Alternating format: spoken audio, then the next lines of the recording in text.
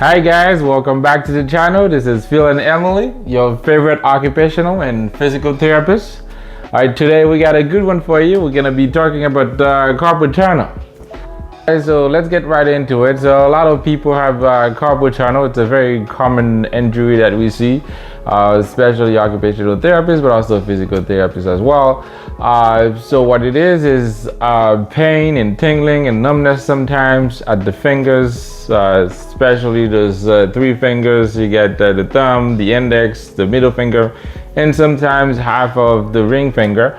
And what it is, you have this tendon over there that crosses the carpal bones. It's called the flexor retinaculum, and it pushes sometimes in the nerves, the median nerve, and then you feel tingling, numbness, sometimes weakness. And if you have it long enough, you can tell that this muscle right here gets a little bit atrophied because of less impulse to that muscle. But also it can be coming all the way from the neck and also the shoulder. So you get the median nerve going all the way down, and sometimes you could get what they call a double crush injury. So you have something up here that's impacting the nerves, but going down all the way to the wrist, it's pushing a little bit more, which makes it a little bit more sensitive, and then you feel it. So in order to treat carpal tunnel, sometimes you have to address it all the way up. A lot of times that injury can occur by, we're at a desk typing all the time and we don't have our wrist in the proper position, and those tendons and nerves actually go right through underneath that retinaculum that Phil was speaking about. So that's why when it gets tight, then it causes the pain and it presses on them, causing the sensation that you're having. Also, I know I sleep like this all the time on my side with my hands tucked under my chin. So that can also cause that symptoms to occur, because now you're keeping your wrist in this severely flexed position for an extended period of time. Right. So exactly, guys, so different things that you could do as far as Emily just touched a little bit on those, as far as posture, keeping the proper posture, the proper alignment, making sure that you don't stay into an extended position, into the flexion of the wrist like this, making sure that you have good ergonomics at work, with typing, making sure that the wrist is neutral, making sure that you're not driving too much this way, and when you're slipping, making sure that the wrist doesn't stay like that in an extended period of time. Specifically if you already feel the symptoms, or if you have other underlying conditions. And sometimes if it's bad enough, one thing that you could do is sleep with one of those braces that they sell at Walgreens, CVS, but also Amazon have them, and it keeps the wrist neutral or slightly extended, so it relieves the pressure and make sure that it doesn't continue to impact that nerve so much. So let's get right into a couple stretches and also nerve gliding that you can do to not only avoid pain but manage it or decrease the pain. So the first thing is very simple. It's just a stretch like this at the wrist, and it might be bad enough that this hurts, so you don't have to go all the way, you don't have to pull it too much, just a little bit like this, and you kind of pull gently and hold it there. Just kind of open the structure right here on top of the carpal bones. You just hold it with your elbow extended like Phil right, showed fully as well. extended.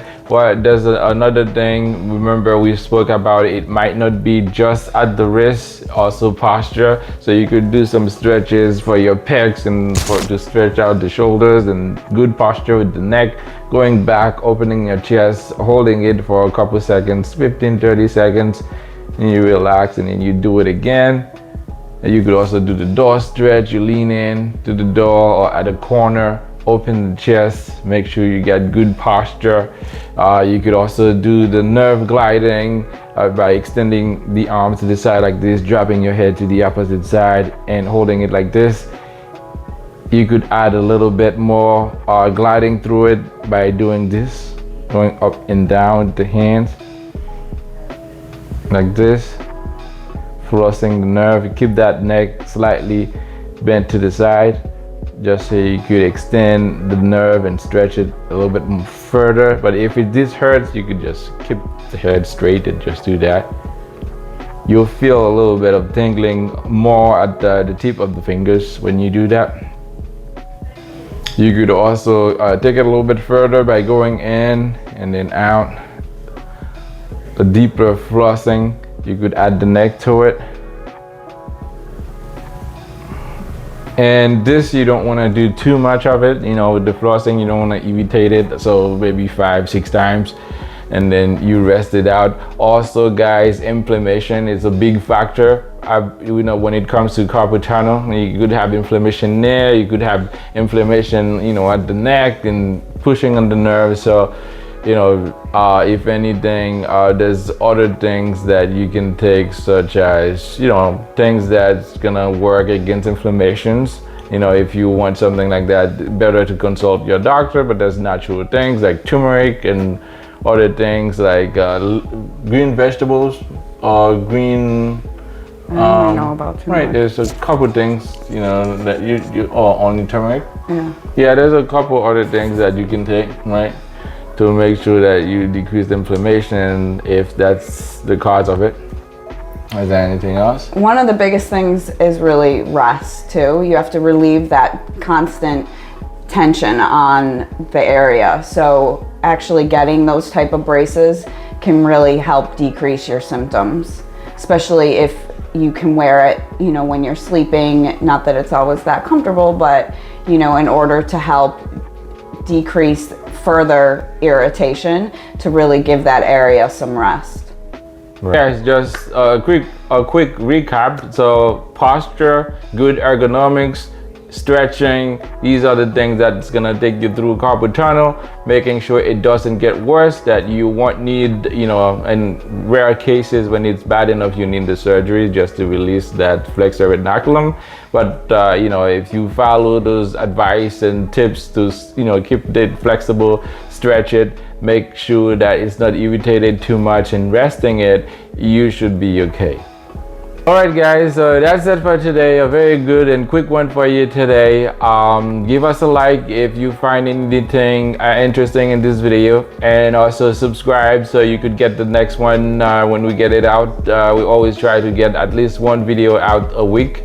And leave it in the comment if you have anything that you want us to address next time. Alright, we'll see you in the next one. And Buffalo Bills are playing tonight, for all those Bills fans out there. Go Bills! Woohoo! Go Bills! Alright guys, we'll see you next time. As always, stay active, stay healthy. Bye. Bye.